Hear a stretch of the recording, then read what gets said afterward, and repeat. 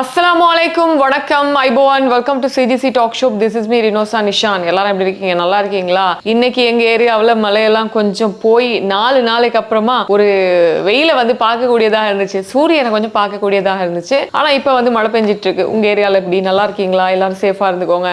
நம்ம எவ்வளவுதான் வந்து அங்க போகாதீங்க, தெரியாத இடத்துக்கு போகாதீங்க, தெரியாத இடத்துல குளிக்காதீங்க, மின் வெட்டுற டைம்ல வெளியே போகாதீங்க, இடி முழக்கிற டைம்ல நீங்க சார்ஜ் பண்ணிட்டு யூஸ் பண்ணாதீங்க. இப்படி எல்லாம் வந்து நம்ம வந்து கத்தினாலும் கொளறினாலும் கேட்குறவங்க கேட்பாங்க, கேட்காதவங்க கேட்கவே மாட்டாங்க. அப்படிங்கிற மாதிரி தான் இன்னைக்கு நடந்திருக்கு. இன்னைக்கு வந்து தெல்தனிய விக்டோரியா நீர்த்தேக்கத்தில் 4 இளைஞர்கள் வந்து குளிக்க போயிருக்காங்க. குளிக்க போன இடத்துல 4 பேரும் நீச்சல் தெரியாம இறங்கினாங்களா என்னன்னு தெரியல. பட் அவங்க வந்து மூழ்கி போற டைம்ல ஒருத்தரை வந்து அந்த ஏரியாவில் உள்ளவங்க காப்பாத்திட்டாங்க. மிச்சம் 3 பேரும் வந்து உயிரிழந்திருக்காங்க அப்படிங்கிற செய்தி வந்து வெளியாகி இருக்கு. எல்லாமே இளைஞர்கள். ஸோ இந்த மாதிரியான ஒரு டைம்ல போய் குளிக்கணுமா கண்டிப்பா அந்த மாதிரியான இடங்கள்ல அப்படின்னு பார்த்தா இது ஒரு மிகப்பெரிய விஷயம். தெல்தனிய பம்பரகல விஹாரிக்கு அருகில் உள்ள விக்டோரியா நீர்த்தேக்கம் அப்படின்னு சொல்றாங்க. ரொம்ப ஆழமான இடம். அந்த மாதிரியான இடங்கள் எல்லாம் போயிட்டு உங்களுடைய இதை வந்து காமிக்காதீங்க ப்ளீஸ் பண்ணி. உங்கள் வீட்டில் எனக்கு எப்படி இருக்கும் கொஞ்சம் யோசிச்சு பாருங்க அப்படிங்கிறத அவங்களுக்கு ஆழ்ந்த அனுதாபங்களை வந்து நாங்கள் தெரிவிச்சுக்கிறோம். 2வது என்ன அப்படின்னு பார்த்தா, மேல் மாகாணத்தினுடைய ஆளுநர் ஹனீஃப் யூசுப் அவர்கள் தான் பதவியை ராஜினாமா செய்ய போவதாக ஒரு ஸ்டேட்மெண்ட் விட்டிருக்காரு. என்னப்பா என்ன நடந்துச்சு? ஹனீஃப் யூசுப் எதுக்கு வந்து பதவியை ராஜினாமா பண்ண போறாரு? ஏதாச்சும் அவருக்கு ப்ரெஷரா? இல்லைன்னா யாராச்சும் ஏதாச்சும் என்னப்பா கவர்மெண்ட் இப்படியெல்லாம் பண்ணிட்டு இருக்கு, நீங்க ஆளுங்கட்சியோட சேர்ந்துட்டு இருக்கீங்க, நீங்க ஏன் அங்க இருக்கீங்கன்னு யாராச்சும் அவரை வந்து விமர்சனம் பண்ணாங்களா என்னன்னு தெரியல. ஆனா தான் பதவியில இருந்து விலகுவதாக தீர்மானிச்சிருக்கிறதாக அவர் சொல்லியிருக்காரு. ஆனா அந்த பதவி ராஜினாமா கடிதம் வந்து இது வரைக்கும் எக்ஸெப்ட் பண்ணப்படல அப்படிங்கிற ஒரு விஷயமும் வந்து வெளியாகி இருக்கு. அவர் வந்து இன்னைக்கு போட்ட ஸ்டேட்மெண்ட்ல என்ன சொல்லியிருக்காருன்னா, ஆளுநர் என்ற பொது பதவியின் பொறுப்புகள் வெளிநாட்டு நேரடி முதலீட்டிற்கான ஜனாதிபதியின் விசேட தூதுவராக பணியாற்றுவதற்கான கூடுதல் பொறுப்புகள் மற்றும் தமது குடும்ப கடமைகள் ஆகியவற்றை சமநிலைப்படுத்துவதில் உள்ள அதிகரித்து வரும் சவால்களை கருத்தில் கொண்டுதான் நான் வந்து இந்த மாதிரியான ஒரு தீர்மானத்தை எடுத்திருக்கேன் அப்படின்னு சொல்லியிருக்காங்க. ஜனாதிபதியால் மேல் மாகாண ஆளுநர் பதவிக்கு இன்னொருவரை வந்து நியமிக்கும் வரையில நான் வந்து இருப்பேன் அப்படின்னு வந்து சொல்றாரு. ஆனாலும் எனக்கு கொடுக்கப்பட்ட சேவைகள் இருக்கு இல்லையா, அது தொடர்பாக என்ன சரி ஹெல்ப் இருந்தால் நானும் வந்து பண்ணிக்குவேன் அப்படின்னு சொல்றாரு. ஏன்னா அவருக்கு பிஸ்னஸ் இருக்கும், குடும்ப பொறுப்பு இருக்கும், அப்படி இருக்கும் இப்படி இருக்கும்னு பார்க்கும்பொழுது இது ஒரு பாரமான ஒரு சுமையாக இருக்கும். அது பாரமாக சுமையாக இருக்கிறத வந்து யாராச்சும் சுட்டி காட்டினாங்களா என்னன்னு தெரியல.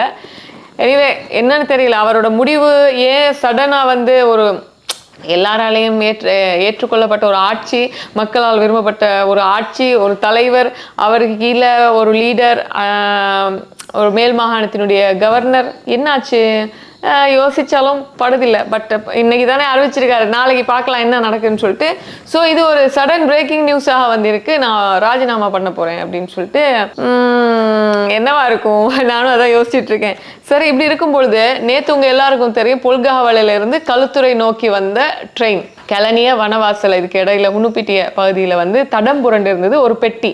எதுக்குடா தடம் புரண்டுச்சு அப்படின்னு நேற்றே நம்ம பார்க்கும்பொழுது அதில் இருக்கக்கூடிய ஒரு கம்பி, ஒரு இணைப்பு கம்பியை வந்து கலட்டி இருக்காங்க. இதனால 10 பேருக்கு மேலே காயமடைஞ்சிருக்காங்க. பல நஷ்டங்கள். அந்த பெட்டியை தூக்கி மற்ற பக்கத்தில் போட்டு இதுக்கு நிறைய பேர் இதுக்கு டைமை வேஸ்ட் பண்ணி எல்லாமே வந்து வேஸ்டாக இருந்தது. இப்படி இருக்கிற டைம்ல நேற்று வந்து ஒருத்தரை அரெஸ்ட் பண்ணி இருந்தாங்க. ஏன்னா சிசிடிவி கேமராக்களை வந்து செக் பண்ணி பல போலீஸ் எல்லாம் போட்டு செக் பண்ணா ஒரு போதைக்கு அடிமையான ஒரு இளைஞர் என்ன பண்ணியிருக்காருன்னா, அங்க உள்ள கம்பியை கொண்டு போய், அது பெரிய கம்பி, ஒரு அளவு இவ்வளோ நீட்டு கம்பி இருக்கும், அந்த கம்பியை கொண்டு போய் வித்திருக்காரு.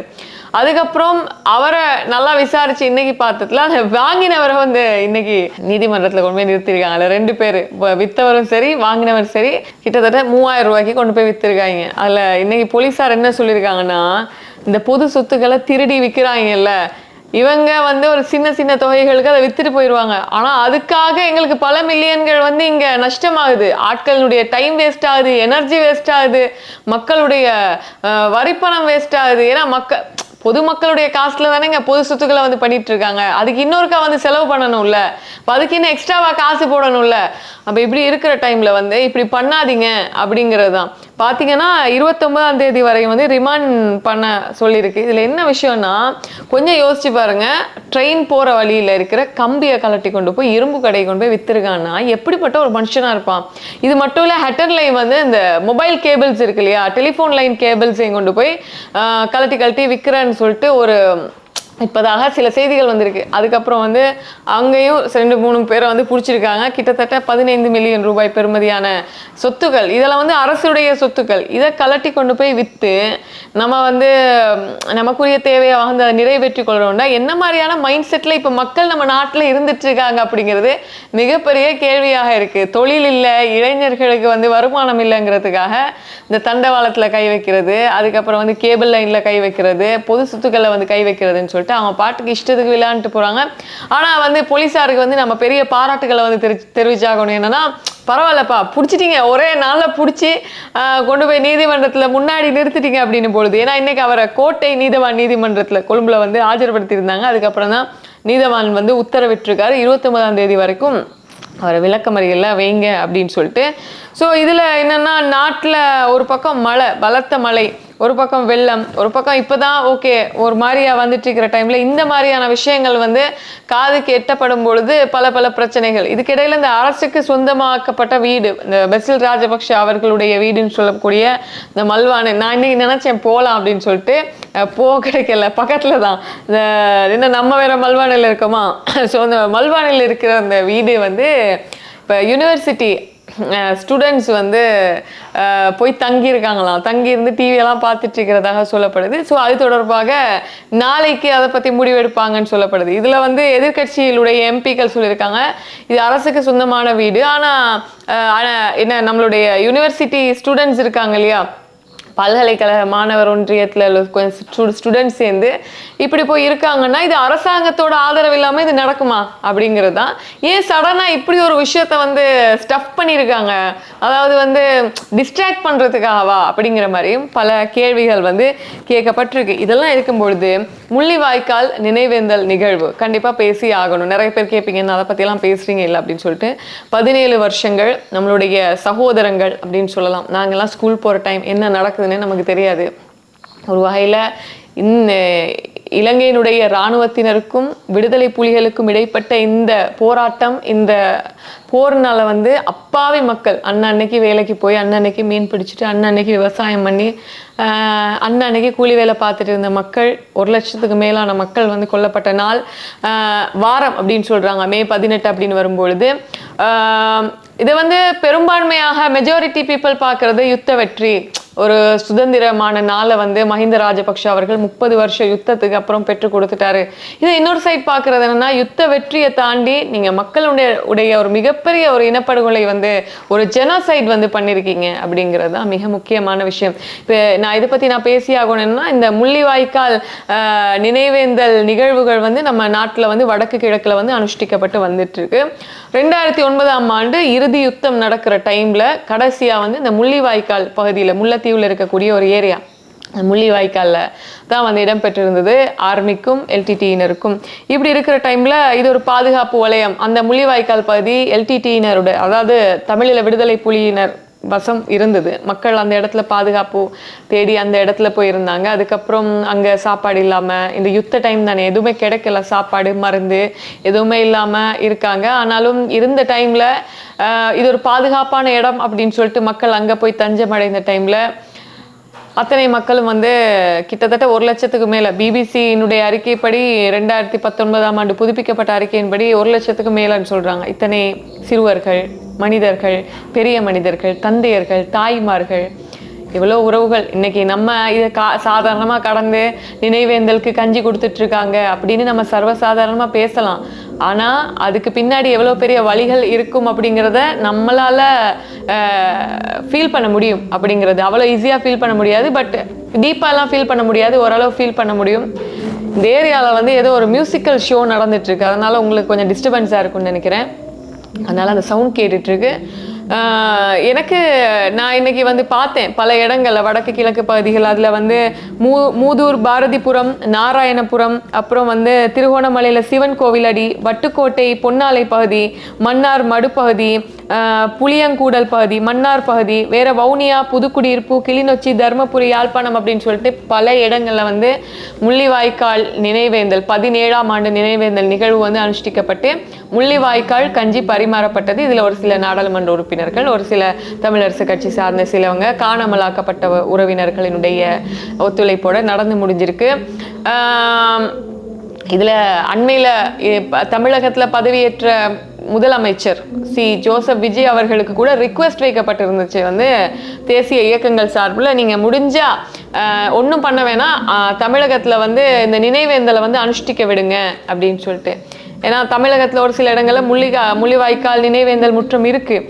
அப்போ அது தமிழக அரசு வந்து அவங்க அங்கீகரிப்பாங்களா அப்படிங்கிறது மிகப்பெரிய கேள்வியாக இருக்கிற பட்சத்தில் என்ன பண்ணுறது, நம்மளால கடந்து போக தான் முடியும் இல்லையா? அவங்களுடைய வழிகள் சில வீடியோஸ்லாம் பார்க்கும் பொழுது, அதை பற்றி ஹிஸ்ட்ரி நம்ம தேடி படிக்கும் பொழுது அன்னைக்கு அவங்களுக்கு அது எப்படி இருந்திருக்கும் அப்படிங்கிறது தான். இதில் வந்து நீங்கள் முஸ்லீம், நான் தமிழ் அப்படின்றதெல்லாம் கிடையாது. இன்னைக்கு வரைக்குமே காணாமல் ஆக்கப்பட்ட உறவுகளுக்காக 3000 4000 நாட்களையும் கடந்து போராடிட்டு இருக்கிற மக்கள் ஒரு பக்கம் என்னதான் நடந்துருச்சு, என்னதான் கிடைக்க போகுது நமக்கு, போனவங்க திரும்பி வர போறாங்களா, ஜஸ்ட் ஒரு மெமரியல் டே மாதிரி அவங்கள நினைவேந்திட்டு நம்ம போலாமே அப்படிங்கிறது மிகப்பெரிய விஷயம். இது ஒரு அதான் சொல்றேன், 2 விஷயமா பார்க்கப்படுது. யுத்த வெற்றியாக பெரும்பான்மை இனத்தாரிலையும், இல்லைன்னா எங்களுடைய இன அழிப்பு நாளாக தமிழர்களாலையும் வந்து எங்களுடைய சகோதரர்களாகவும் வந்து பார்க்கப்படுது. அவ்வளவுதான் சொல்வேன். ஸோ இன்னைக்கு பல இடங்கள்ல நினைவேந்தல் நிகழ்வுகளை வந்து அனுஷ்டிச்சிருந்தாங்க. ஒவ்வொரு வருஷமும் இதை பற்றி நம்ம பேசியே கடந்து போயிட்டுருக்கோம். அவங்களுக்கான நீதி வந்து கண்டிப்பாக கிடைக்கணும். ஏன்னா பாதிக்கப்பட்ட இடையில உள்ள அப்பாவி மக்கள் தான் இங்கே வந்து பாதிக்கப்பட்டிருக்காங்க. இந்த 2 அமைப்புகளை தாண்டி. அவ்வளோதான் நான் சொல்வேன். அவங்க எல்லாருக்கும் வந்து அந்த அனுதாபங்களை வந்து நான் வந்து தெரிவிச்சுக்கிறேன். இதை கண்டிப்பாக பேசியாக வேண்டிய ஒரு விஷயமாக இருக்குது. இன்றைக்கி வந்து நாடாளுமன்ற உறுப்பினர் முஜிபுர் ரஹ்மான் அவர்கள் நாட்டை, இந்த கவர்மெண்ட்டை வந்து விமர்சிச்சிருக்காரு. பிபியினர் வந்து ஆட்சிக்கு வருவதற்கு முன்பாக ஆகாச கோட்டை கட்டினாங்க. அதை பண்ணுவேன், இதை பண்ணுவேன், அப்படி பண்ணுவேன், இப்படி பண்ணுவேன், பாருங்க இப்போ என்ன நடந்துட்டு இருக்கு நாட்டில் அப்படின்னு சொல்லிட்டு அவர் பேசுனதை நான் வேணா ஒரு கட்ஸ் வந்து நான் உங்களுக்கு கொடுக்குறேன். ආසේ මාලිකා හැදුවට අපි පොළොවේ සිටින්නේ නේද? මොකද අපි දන්නවා මේ ආණ්ඩුව බලය ගන්නකොට අහසේ මාලිකාවල් හොඟක් හැදුවා. කරන්න බැරි දේවල් හොඟක් කිව්වා. මේ රටේ ජනතාවව සිහින ලෝකයකට අරන් ගියා. අද අපිට පේනවා ඒ සිහින ලෝකවල් හැම එකක්ම ඒගොල්ලෝ කතා කරපු හැම දෙයක්ම කඩවුණු පොරොන්දු බවට අදපත් වෙලා තිබෙනවා. ඉතින් අපිට පේනවා ආණ්ඩුව ගන්නකොට ඩොලර් එක 290කට වගේ තිබුණා. අද වෙනකොට 331කට වඩා ඉහළ ගිහිල්ලා තිබෙනවා. ඊටාම කෙටි කාලයක් ඇතුළතදී. එතකොට ඒ ඉහළ යාමත් එක්කම අපේ ජන ජීවිතයේ තිබෙන හැම භාණ්ඩයක්ම මිල ඉහළ ගිහිල්ලා තිබෙනවා. ඊළඟට විදුලි ආණ්ඩුව බලයට ඇවිල්ලා 3 පාරක් විදුලි බිල වැඩි කරලා තිබෙනවා. එතකොට අද වෙනකොට මට අපිට තොරතුරු ලැබෙනවා විශේෂයෙන්ම සාමාන්‍යයෙන් රුපියල් 10000ක් 12000ක් විදුලි බිල ආපු උදවියට 17000ක් 18000ක් දක්වා විදුලි බිල එන්න පටන් අරන් තිබෙනවා. ඒ වගේම ජීවන වියදම එන්න ඉහළ යනවා. උද්දමනය පෞගිය මාස මේ පෞගිය සති කිහිපය තුළ බැලුවාම 105කට වඩා ඉහළ ගිහිල්ලා තිබෙනවා. එතකොට අපිට පේන තිබෙනවා මේක කළමනාකාරීත්වය ආණ්ඩුවට කරගන්න බැරි තත්ත්වයක් මේ වෙනකොට උදා වෙලා තිබෙනවා. අපි ඊයේ දැක්කා විශේෂයෙන්ම දැන් වාහන තිබෙනවා.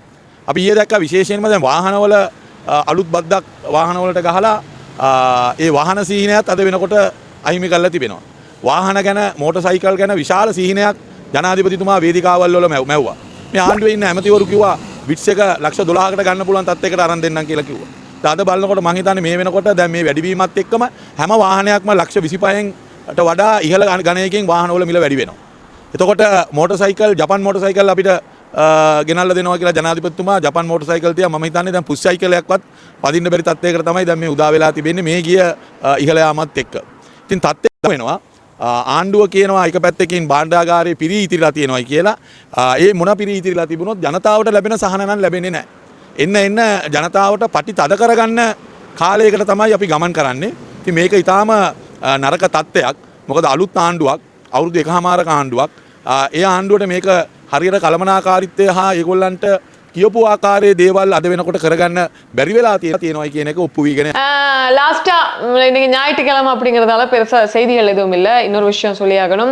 துல்ஹிஜ்ஜா மாதத்துக்கான பிறை வந்து இன்னைக்கு வந்து தென்படல. அதனால வந்து துல்கஹ்தா மாதம் 30 நாட்களாக வந்து நிறைவு பெறுது.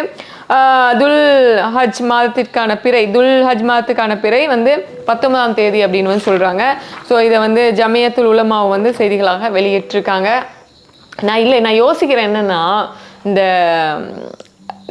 நம்ம ஒரு பாயிண்ட்டை ஒரு விஷயத்த நம்ம ஒரு மாதிரி பார்க்குறோம், எதிர்த்தரப்பினர் இன்னொரு மாதிரி பார்க்குறாங்க, ஆளுந்தரப்பினர் ஒரு மாதிரி பார்க்குறாங்க. அப்போ எது சரி எது பிழை அப்படிங்கிறது தான். எப்படி பேசுறது அப்படிங்கிறத சில நேரத்தில் நாமளே கொலாப்ஸ் ஆகி போயிடுவோம்ல, அது மாதிரி தான். ஸோ பார்க்கலாம். நாளைக்கு மண்டே நிறைய செய்திகள் இருக்கும். நாளைக்கு மத்தியானம் வந்து தமிழக செய்திகளோட நான் இன்ஷா அல்லாஹ் சந்திக்கிறேன். நன்றி, வணக்கம்.